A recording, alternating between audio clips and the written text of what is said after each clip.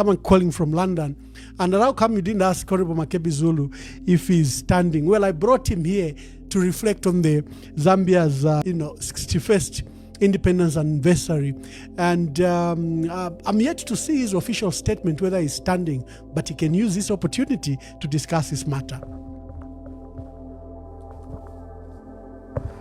Very interesting questions indeed, and I think I will approach them in no particular order of importance, as it were, but perhaps the issues that relate to the role that I'm playing here in South Africa, I'd like to deal with those, get them out of the way, then deal with the matters that have arisen.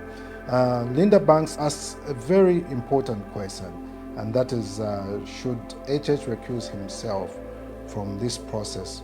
Would the family be willing to bury in Zambia? That has been the position. If today the president said, I will not be in attendance, I will hand over to the vice president and we will give him his full honors and all. Tomorrow, we start off to come to Zambia. It is that simple. It is that simple. And that's why we're saying, let us pray for the government so that reason prevails over self or indeed over ego. To indeed respect the wishes of the family and do away with this whole thing. Because just this niggling issue is the one that has led to all this propaganda, all this false news that has been propagated against the family. And it ought not to be that way. We have to respect the widow. We have to respect the family. And there's a question that was asked by Falcon that there are threats that I will be arrested if I return to Zambia. There is no offense that has been committed either by myself or any member of the family that is worth any person being arrested for. As a matter of fact, even assuming that there was, it is only prudent to go back home and face those challenges that are there.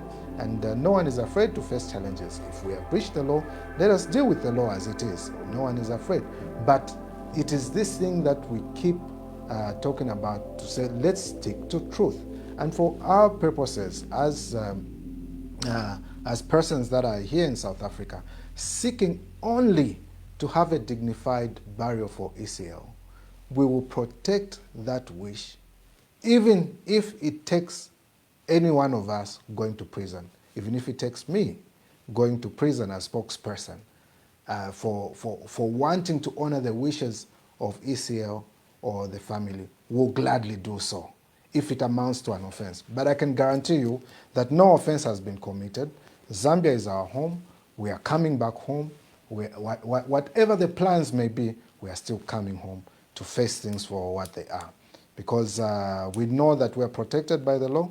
Even if institutions of governance may not want to rely on the law, we will still come and know that we are protected by the law. And well, if they do anything wrong, Zambians will judge for themselves. They'll be able to judge, but know that we're not afraid to come home, and we are not coming home. We are not staying away from home. We are not afraid of anything that may be planned against us. It is not, and that is exactly what we're saying. We have to assert our freedom. If it can't be given to us, we'll get it by whatever means necessary. Of course, within the legal limits that we have to. So Falcon, thanks for your concern, but we are good. Falcon, you also asked a question that related to the technical committee as being a formality, and that was the lamentations of Laura Miti. You can't rubber stamp, have them as a rubber stamp. As a matter of fact, true professionals on that committee should be able to say, I can't do this, because you are only asking me to rubber stamp and endorse what exactly you want. And to push for a thing that has already been declared unconstitutional in a manner that is also illegal is in itself misbehavior, for lack of a better term. It's being mischievous, to say the least. Brother Sensual Banda asked the question and provided an answer to say, what recourse do Zambians want to ensure that this is halted in the court of law? That is a recourse that the Zambians have to halt this process by way of going to the Constitutional Court.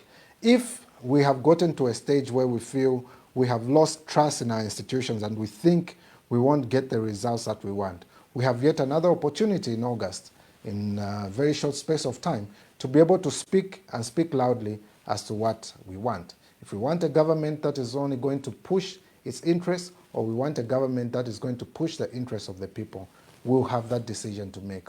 We are the final arbiters in all this, and that is why the power that is not allocated to anyone in the Constitution is reserved for us, the people. Anonymous asked a very important question to deal with load shedding and the repeal of cyber law.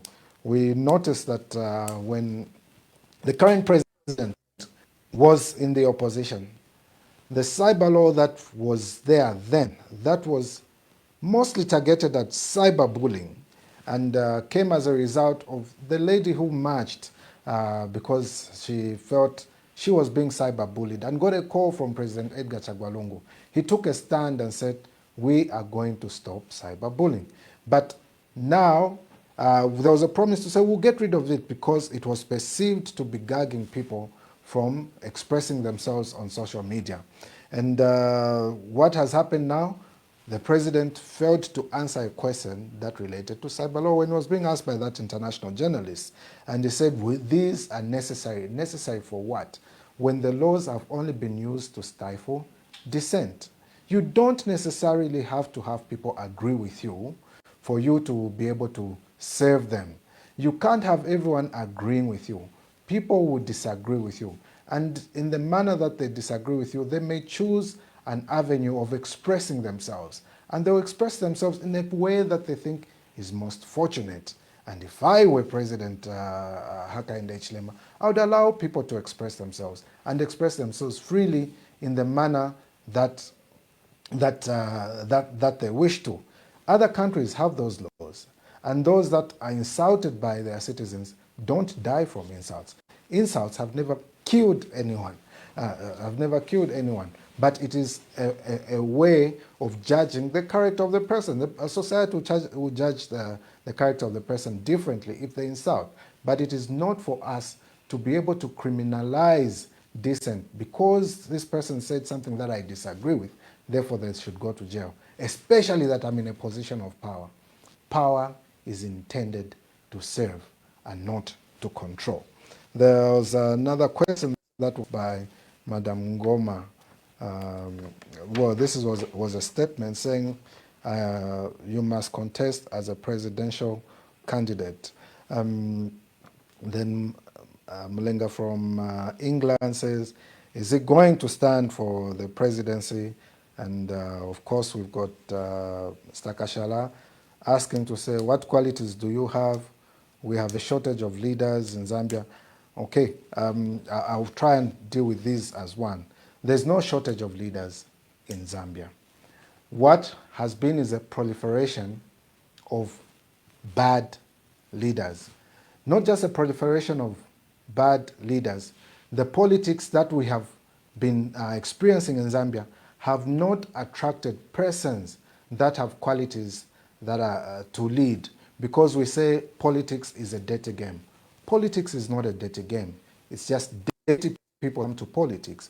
And when dirty people come to politics, it will take clean people coming to politics to clean it up.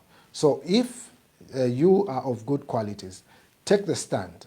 Take the stand, come to politics. There are those of you that say, Christian, I'm a Christian, I can't be in politics.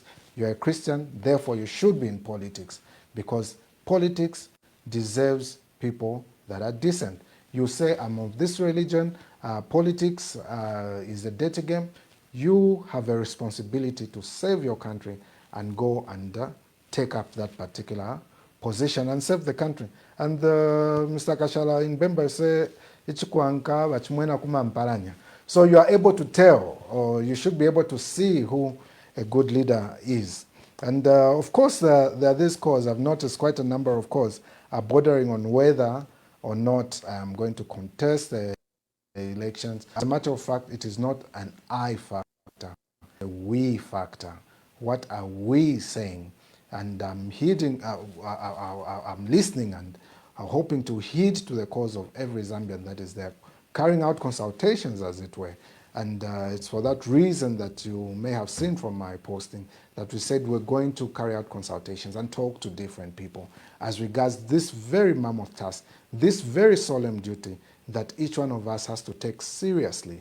It is not a matter that one just wakes up and says, I should do this, but the cause so far are seeming very irresistible, but it is something that we have to take solemnly.